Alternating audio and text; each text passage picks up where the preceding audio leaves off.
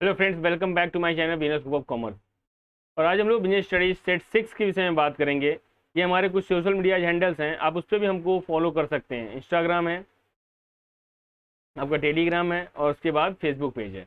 इन तीनों पे अगर आप लोग हमको फॉलो करते हैं तो इससे भी कुछ आपको क्वेश्चंस वगैरह हम लोग प्रोवाइड करते हैं, जो कि आपके लिए बहुत ज़्यादा बेनिफिशियल हो जाएंगे। क्लियर है? और हाँ, अभी तक अगर आप हमारे ऐप को डाउनलोड नहीं किए तो जरूर से डाउनलोड कर लीजिए, क्योंकि उस पर आपको सारे अपडेट्स मिल जाते हैं। इसके पीडीएफ्स वगैरह भी हम लोग उस पर प्रोवाइड कर देते हैं, तो ये आपके लिए काफ़ी बेनिफिशियल होगा।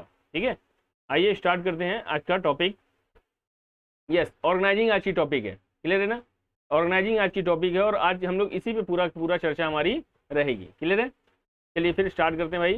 क्या बोल रहा है? Organising involves organisation of the which of the following resources. भैया एक बार बताइए, जब हम ऑर्गेनाइजिंग करते हैं तो किस विषय पे हम लोग ज़्यादा बात करते हैं, किस चीज़ों पे हम लोग को ज़्यादा सोचने को पड़ता है भाई? तो ये आपको बताना है, मैन पे, मटेरियल पे, मनी पे, या फिर ऑल ऑफ द एबव पे। ठीक है, तो ये आपको बताना है। तो आप बताइए, मैन है, मटेरियल है, मनी है, या ऑल ऑफ द एबव है? एकदम देखिए कमेंट बॉक्स में इसका जरूर से आंसर दीजिए। आप आंसर देंगे तभी आपको समझ में आ जाएगा आपकी तैयारी कैसी है। क्लियर है? और हाँ, हम लोग का हमेशा अभी फिलहाल हम एक एक 1 बाय 1 चीज़ें लेकर के चल रहे हैं, तो आपको ज़्यादा बेनिफिशियल पड़ेगा। पढ़ करके आएंगे तो और अच्छा रहेगा। क्लियर है? इसका क्या भैया? Option number D is correct. भैया ऑर्गेनाइजिंग हमें इन तीनों चीज़ की ही करनी पड़ती है, मैन की, मटेरियल की, मनी की। ठीक है, 3M is very important for your organisation. If 3M is not covered in your organization, then your organization is not boom in your economy, in your circumstances. जैसा भी एटमॉस्फेयर आप दे रहे हैं उसमें आपका तब तक बूम नहीं हो सकता जब तक ये तीन चीजें आपकी क्या हो जाएं, अच्छे तरीके से अवेलेबल न हो पाए। क्लियर है? आते हैं नेक्स्ट क्वेश्चन पे। नेक्स्ट क्वेश्चन क्या बोल रहा है भाई? नेक्स्ट क्वेश्चन बोला है setting up the organisational structure during the process of organising. ठीक है भैया, involves which of the following. बोला संगठन की प्रक्रिया के दौरान संगठनात्मक संरचना की स्थापना में निम्नलिखित में से क्या शामिल है? भैया बताइए, what is the specified business which the company should pursue. ठीक है भाई, क्या बिजनेस वो कर रहे हैं भाई ऑर्गेनाइजेशन वाले, ये ज़्यादा बेनिफिट वाली बात देखने को मिलता है। फिर क्या बोल रहा है भाई? Designing the roles in an organisation. ठीक है भाई, डिजाइन क्या डिजाइन किया जा रहा है रोल ऑर्गेनाइजेशन में।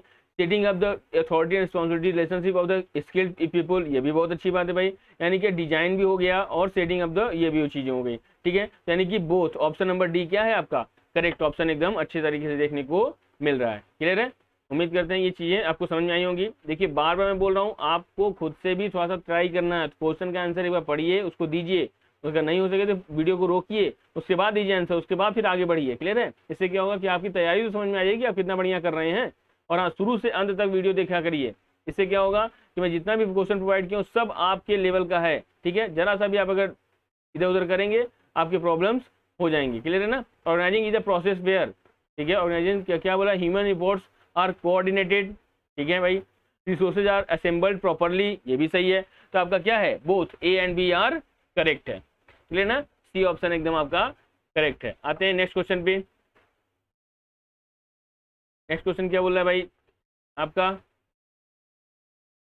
नेक्स्ट क्वेश्चन आपका बोल रहा है, which of the following is not a feature of organising process. कौन सा ऑर्गेनाइजेशन प्रोसेस का फीचर नहीं है? Everything is setup so that people could be appointed for respective roles. ठीक है भाई, ये अच्छी बात है, प्रोसेस है भाई।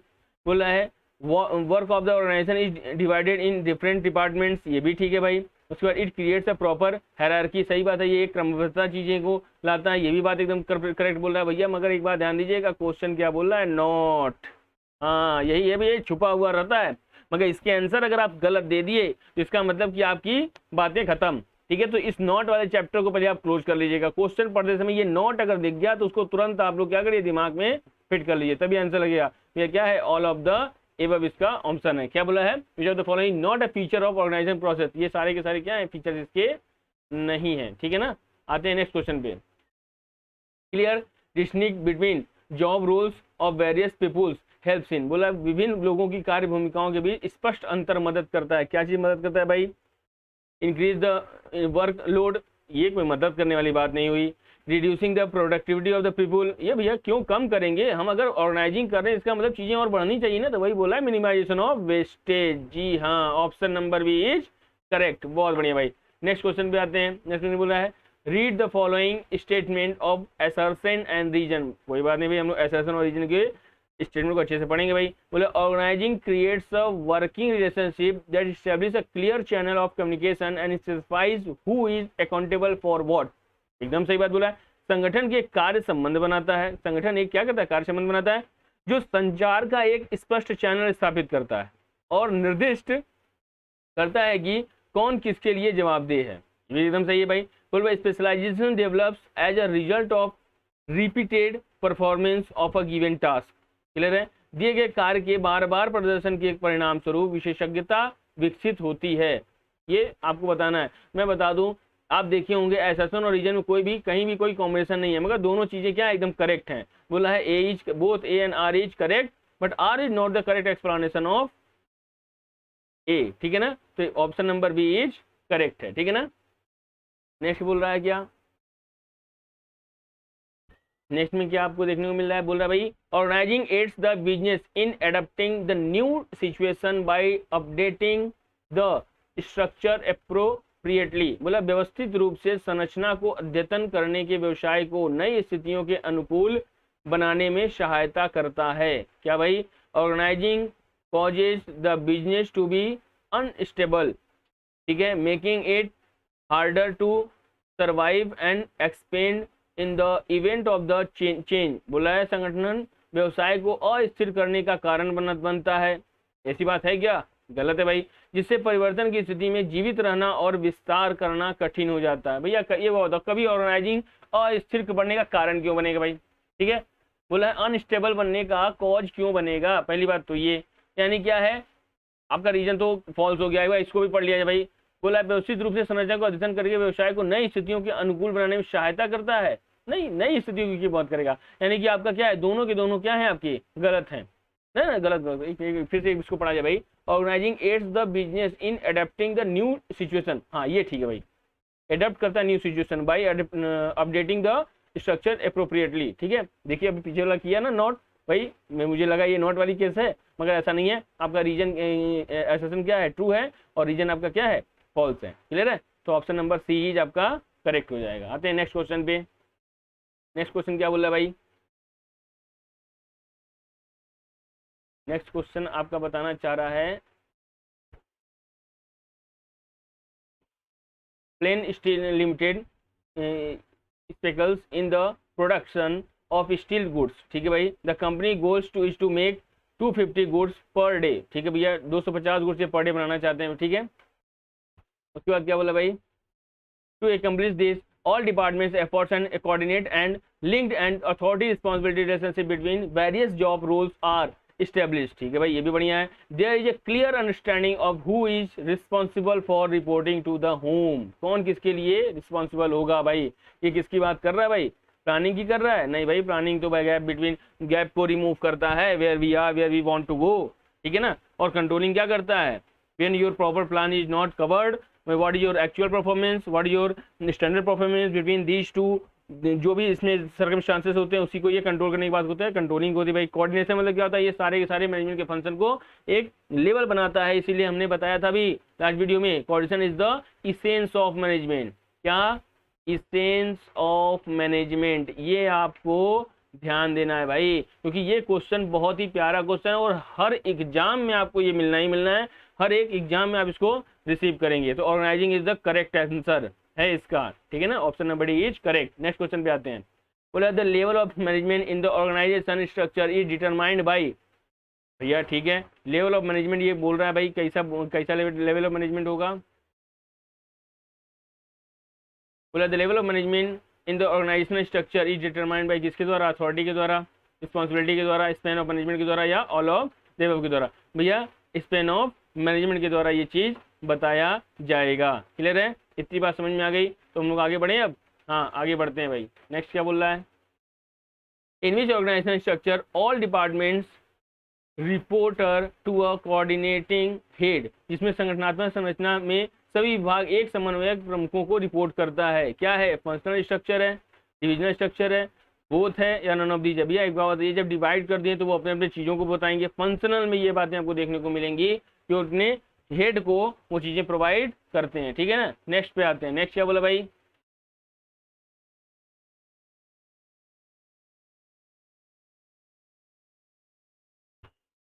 नेक्स्ट आपको ये बताना चाह रहा है, एक बार इसको पढ़िए अच्छे से। तो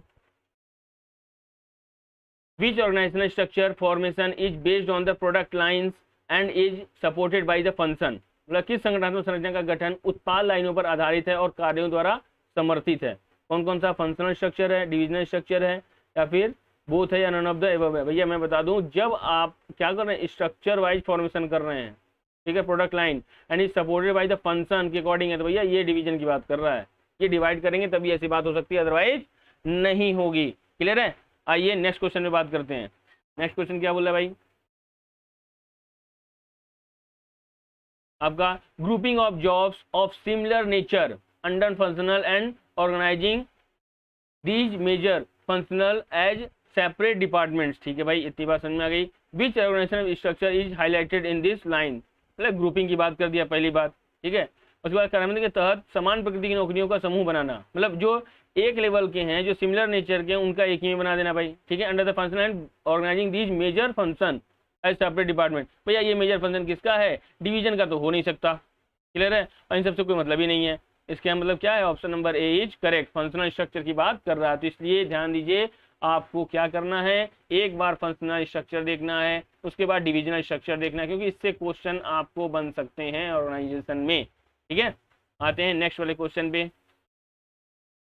what is the advantage of functional structure, functional structure का एडवांटेज क्या है भाई, बोला है it leads to the occupational specialisation. सही बात है, जो व्यवसाय होगा उसमें आप विशेषीकरण हो जाएगा। उसके बाद it makes training of employ easier, एकदम क्लियर है भाई, फंक्शन के अकॉर्डिंग काम करवाओगे तो उनको ट्रेनिंग अच्छे से दे सकते हो। It helps to increasing marginal and operational efficiency, ये भी बहुत अच्छी बात है भाई, आप मार्जिनल सीमांत चीजें और ऑपरेशनल कार्यात्मक भी चीजों की एफिशिएंसी दे सकते हैं, बढ़िया तरीके से वर्क करवा सकते हैं। इसका मतलब क्या है, all of the above is correct option. ठीक है, आते हैं नेक्स्ट वाले क्वेश्चन पे।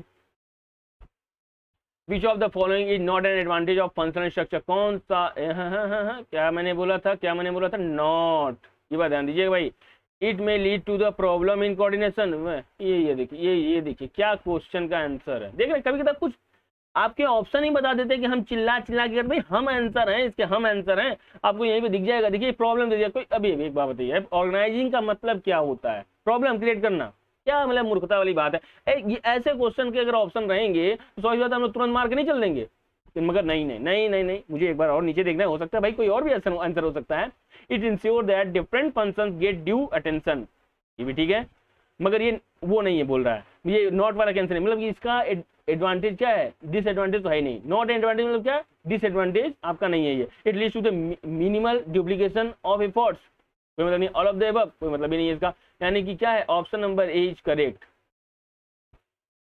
Not an advantage of the functional structure, not advantage मतलब क्या, डिसएडवांटेज। कभी कभी आप क्वेश्चन को देखिए किसी दूसरे तरीके से घुमा के पूछ लेगा, इसलिए आपको तैयार रहना भाई, उसके लिए भी तैयारी ऐसे करिए कि क्वेश्चन तुम कुछ भी दोगे, हम आंसर तो अपने अकॉर्डिंग ही देंगे। क्लियर है ना, चलिए आगे आते हैं। तो it arise from a superior, ठीक है भाई, क्या, subordinate relation because the subordinate is bound to perform the duty assigned to him by the superior। सही बात है भाई, बाउंड तो होते हैं भाई, इसमें जोरा नहीं है भाई। फिर बोला है which element of the delegation is highlighted in the statement, भैया बोलिए, जब कोई व्यक्ति किसी के लिए बाउंड होता है तो अथॉरिटी तक का तो कोई मतलब निकलेगा नहीं। अकाउंटेबिलिटी का मतलब ये होता है, हमें कोई चीज टास्क दिया गया, हम उसको ट्रांसफर किसी और को कर दिए, ये तो नहीं है, पापा हमसे पानी मांगे थे और हमने अपने छोटे भाई या बहन को बोल दिया, अब वो लेकर गए और गिरा दिया। तो एक बात बताओ, अगर वो गिराएगा तो पापा किसको डांटेंगे, अरे आपको डांटेंगे, इसलिए डांटेंगे क्योंकि उन्होंने बोला किसको था, आपको बोला था, और आप काम किससे करवा दिए, अपने छोटे भाई बहन से करवा दिए। तो प्रॉब्लम है या नहीं है, हाँ एकदम है। तो इसलिए क्या है भैया, आप रिस्पॉन्सिबिलिटी की बात कर रहे हैं, अकाउंटेबिलिटी की बात नहीं कर रहे हैं। बोला है एक श्रेष्ठ अधीनस्थ संबंध में उत्पन्न होता है, क्योंकि अधीनस्थ अपने श्रेष्ठ द्वारा उसे सौंपे गए कर्तव्य को निभाने के लिए क्या है, बाध्य है। बाध्य तभी होगा जब उसकी कर्तव्य की बात आएगी, और कर्तव्य की बात रिस्पॉन्सिबिलिटी में देखने को मिलती है। भैया ठीक है, नेक्स्ट वाले क्वेश्चन पे आते हैं। बोला है which of the following element of the delegation can not be delegated at all, कभी भी डेलीगेट नहीं किया जा सकता। तो भैया अथॉरिटी आप कर सकते हैं डेलीगेट, रिस्पॉन्सिबिलिटी भी आप डेलीगेट कर सकते हैं, मगर अकाउंटेबिलिटी आपकी कभी भी डेलीगेट नहीं होती है। तो option number C is correct. मगर ध्यान दीजिएगा, रिस्पॉन्सिबिलिटी कुछ हद तक होती है, पूरी की पूरी रिस्पॉन्सिबिलिटी आप नहीं किसी को डेलीगेट कर सकते हैं। डेलीगेट करने का मतलब होता है किसी को प्रत्यायोजित करना, लोगों को देना। क्लियर है, देखिए प्रतिमंडल प्रतिमंडल मंडल या इसमें एक से जगह पे अगर आप अधिकार का अंतरण लिखेंगे तो ज्यादा अच्छा रहेगा। क्या? अधिकार का अंतरण, ठीक है, डेलीगेशन ऑफ अथॉरिटी। क्लियर ना? आइए नेक्स्ट बात करते हैं भाई। नेक्स्ट क्वेश्चन क्या बोल रहा है, देख रहे कितने अच्छे अच्छे क्वेश्चन है, एकदम एकदम दबा के लोगों को शेयर कर दीजिए, लोगों को बताइए कि भाई इस प्लेटफॉर्म पे देखिए कैसा क्वेश्चन मिल रहा है। ठीक है, ऐसे क्वेश्चन ही आपके एग्जाम में आएंगे, मैंने उसी के अकॉर्डिंग आपके क्वेश्चन रखे हैं। लोगों को बताइए, शेयर करेंगे, इसका मतलब कि आप उनका केयर करेंगे। आइए नेक्स्ट क्वेश्चन पे बोला है delegation help in developing the talent of the employer. सही बात है, एम्प्लॉयर करता है। It also had psychological benefits, ये भी बढ़िया बात है। Which importance of delegation is highlighted in the statement. बोल रहा है अधिकार का अंतरण कर्मचारियों को प्रतिभा, देखिए मैं अभी बोल रहा हूँ, अभी प्रतिनिधि मंडल को आप अधिकार का अंतरण समझेंगे। क्लियर है ना? ये थोड़ा सा इसको बनाने में थोड़ा सा हो सकता है दिक्कत हो गई हो, मगर आपको मैं बता दे रहा हूँ अधिकार का अंतरण ही आप इसको समझेंगे। हिंदी वाले लोग, इंग्लिश वाले के लिए कोई प्रॉब्लम नहीं है। बोला है कर्मचारी की प्रतिभा को विकसित करने की मदद करता है। ठीक है भाई, इसके मनोवैज्ञानिक लाभ भी हैं। इस कथन में प्रतिनिधि मंडल यानी कि अधिकार का अंतरण के किस महत्व पर प्रकाश डाला गया? इफेक्टिव मैनेजमेंट होता है इससे, एम्प्लॉय का डेवलपमेंट होता है, मोटिवेशन ऑफ एम्प्लॉय हो जाता है, इसका बेटर कंट्रोल होता है। भैया एक बात बताओ, developing the talents of the employ, एक बात बताओ, जब टैलेंट को डेवलप किया जाएगा, कॉन्सेप्ट समझो, क्लियर है? तो जब एक बात बताओ, जब टैलेंट को डेवलप किया जाएगा, इसका मतलब है कि आप उनको मोटिवेशन दे रहे हो, भाई तुम ये काम कर सकते हो, तुम ही कर सकते हो ये बात। ऐसे क्वेश्चन ही देखिए आपको कितने अच्छे मार्क्स दिलवा सकते हैं। हम किसी को क्यों डेलीगेट करते हैं? ताकि वो और अच्छे तरीके से वर्क कर सके ना, एकदम। नेक्स्ट क्वेश्चन पे आते हैं। Which of the following is not an importance of delegation? Not an importance यानी कि क्या है? डिसएडवांटेज की बात कर रहा है भाई। बोला फैसिलिटेट ऑफ ग्रोथ, भैया जब ये तो ग्रोथ को फैसिलिटेट, ये तो भाई एडवांटेज हो गया ना। बेसिस ऑफ मैनेजमेंट हायरार्की, ये भी भाई अच्छा है, हायरार्की चलती है डेलीगेशन में। बेटर कोऑर्डिनेशन, ठीक है भैया, ये सारी की सारी क्या है? इंपॉर्टेंस है इसकी, तो नन ऑफ दीज हो जाएगा option number D is correct. Next question पे आते हैं भाई। Read the following statement of assertion and reason. आ गया भाई assertion पढ़ते हैं पहले। बोला है when superior assign work to a subordinate, ठीक है भैया, एक ऊपर वाला व्यक्ति नीचे वाले व्यक्ति को कार्य सौंपा, that subordinate is responsible to his superior for the success or failure of that job। क्या बोल रहा है? ये सही बोल रहा है? हाँ भाई सही बात है, वो रिस्पॉन्सिबल तो होगा ही। नेक्स्ट क्या बोला? Reason a management can delegate authority, ठीक है, but he or she can not delegate responsibility. मैंने बोला था इसके पहले वाले क्वेश्चन में कि अथॉरिटी तो हम कर सकते हैं डेलीगेट, रिस्पॉन्सिबिलिटी कर सकते हैं बट एक हद तक कर सकते हैं। बोला है but the he or she can not delegate responsibility. भाई मैं आपको दिया हूं तो आप काम करोगे, दूसरे को दोगे तो आप ही को जिम्मेदारी मैं समझाऊंगा। भैया ध्यान दीजिएगा, जो ऊपर वाले टॉप लेवल वाले होते हैं ना, वो इस चीज को बहुत ध्यान देते हैं। भैया बोथ ए एंड आर क्या है? करेक्ट है, but R is not the correct explanation, ठीक है ना, of A. Option number B is correct. Next question बोला, फिर देखिए एसर्शन रीजन आ गया। मैं क्यों दिया हूं मालूम? एसर्शन रीजन, इसमें एक संग आपके दो क्वेश्चन मिल जा रहे हैं, यानी मैं नंबर ऑफ क्वेश्चन मैं जितने ही बनाया हूं उससे आप समझ लीजिए दो क्वेश्चन आपको एक्स्ट्रा, मतलब एक में दो क्वेश्चन आपको मिल रहे हैं। अगर मैंने 20 बनाया तो 40 मिल रहे हैं, अगर 25 क्वेश्चन बनाया तो आपको 50 क्वेश्चन मिल रहे हैं। इसका मतलब आपको थोड़ा ध्यान से पढ़ना है, क्योंकि मैं दो चीजों को एक संग लेकर के चल रहा हूँ। आपका माइंड तभी सेटअप होगा, तभी आपका माइंड अच्छे तरीके से वर्क कर पाएगा जब आपको देखेंगे इस तरीके से। नेक्स्ट आते हैं एसेंशियल क्या? Better control system such as balancing scorecards and management information system are being developed। Score card और प्रबंधन सूचना प्रणाली को संतुलित करने जैसी बेहतर नियंत्रण प्रणाली विकसित की जा रही है। ठीक है भाई, अच्छी बात है। One of the issue of the delegation is performance accountability. बोला है विकेंद्रीकरण के मुद्दों में से एक प्रदर्शन जवाबदेही है, ये भी एकदम सही बात है। तो क्या है? दोनों सही है। और क्या है? आर जो है करेक्ट एक्सप्लेनेशन है किस चीज का? ए का। चलिए भाई नेक्स्ट क्वेश्चन, ऑप्शन नंबर दे रहे हैं आप ऑप्शन, इसका आंसर दे रहे हैं नहीं, खुद से आंसर दीजिए। मैं बार बार बोल रहा हूँ, क्योंकि अगर आप खुद से आंसर देंगे इसका मतलब कि आपकी तैयारी ठीक चल रही है। अगर आप खुद से आंसर नहीं दे रहे हैं इसका मतलब है बस सर जब बोल रहे हैं तो ठीक ही है, मैं वही मान लेता हूँ। नहीं, आप थोड़ा तैयारी करके आइए तो मजा आएगा क्वेश्चन करने में। नेक्स्ट क्या है? Which of the following are 5 parts of any organisation given by Mintzberg. ऐसा क्वेश्चन दिए थे, आपको बताना है भाई, ठीक है ना। ऑपरेटिंग स्कोर, ठीक है भाई। स्ट्रेटजिक एपेक्स ये भी बढ़िया है। मिडिल लाइन ये भी ठीक है। टेक्नो स्ट्रक्चर दिए थे। सपोर्ट स्टाफ था। ऑल ऑफ द एबव है इसका। देखिए यहाँ पे आपको 4 ही ऑप्शन मिलेंगे, मगर यहाँ पे मैंने क्या किया, 6 ऑप्शन ले लिया। मालूम है क्यों? क्योंकि ये सारे की सारी चीजें आपको याद होनी चाहिए। इसका मतलब मिर्जबर्ग के रोल को आपको पढ़ना है अच्छी तरीके से। अपने क्वेश्चन में ध्यान दीजिए, आप 12th में इसको नहीं पढ़े होंगे, इसको आपको पढ़ना पड़ेगा, ठीक है ना। आप आगे वाले रोल में इसको पढ़ेंगे कहीं ना कहीं, मगर 12th में तो ये आपको नहीं मिला होगा। और अगर आप पढ़े हैं तो बहुत ही बेहतर वाली बात है। मिर्जबर्ग का रूल आपको एक बार पढ़ना पड़ेगा, ठीक है। तो 5 पार्ट्स क्या है, any organisation given by Mintzberg, clear ना, तो आपको समझ में आए, ठीक है। नेक्स्ट क्वेश्चन पे आते हैं। Which of the following option has created to hire highly trained specialist for the operating core, ठीक है। ऑपरेटिंग कोर के ये उच्च प्रशिक्षित विशेषज्ञों की नियुक्ति करने के लिए निम्न में से कौन सा विकल्प बनाया गया था? मशीन ब्यूरोक्रेसी, ठीक है, एडोक्रेसी, उसके बाद प्रोफेशनल ब्यूरोक्रेसी, उसका नन ऑफ द एबव। भाई प्रोफेशनल ब्यूरोक्रेसी बनाया गया था, क्लियर है। चलिए आते हैं नेक्स्ट क्वेश्चन पे। क्या बोला है? Is a set of autonomous unit, ठीक है, इसमें से कोई है जो ऑटोनोमस यूनिट है भाई, ठीक है। Is typically machine bureaucracy in itself coordinate by a central headquarter, ठीक है। तो डिविजनल स्ट्रक्चर वाली बात है भाई। मैं यहाँ पे बैठा था, मैं ये कई डिवाइड बना दिया, अब इसके नीचे कई लोग हैं जो काम कर रहे हैं, तो मगर मैं तो यहाँ पे हेड ही हूँ ना, मैं तो यहाँ से ना इनको सुपरवाइज करूंगा यहाँ पे से। क्लियर है कि नहीं क्लियर है? तो इस बात को थोड़ा ध्यान दीजिएगा। वही बोला है डिविजनल स्ट्रक्चर जो विभाजीय अगर जो संरचना होती है स्वायत्त इकाई का एक सेट है। प्रत्येक विशिष्ट रूप से मशीन नौकरशाही अपने आप में एक केंद्रीय मुख्यालय द्वारा समन्वित होते हैं, ठीक है ना। एक सबसे मस्ट ऊपर वाले के अकॉर्डिंग ये समन्वित होते हैं, बढ़िया, ठीक है। नेक्स्ट क्वेश्चन क्या बोला भाई?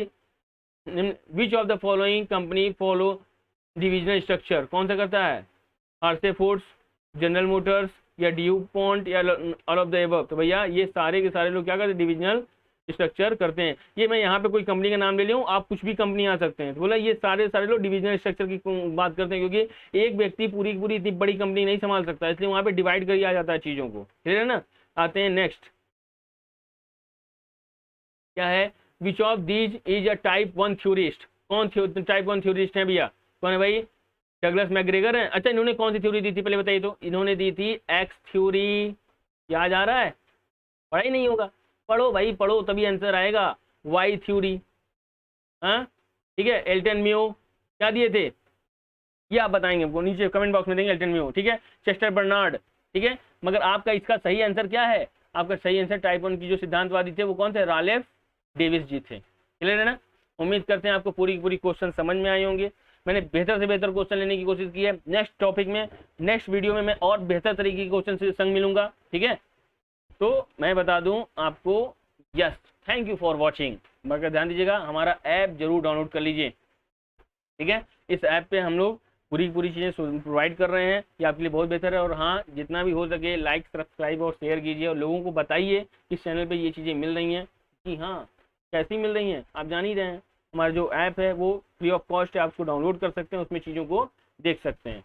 मिलते हैं नेक्स्ट वीडियो में, तब तक के लिए धन्यवाद।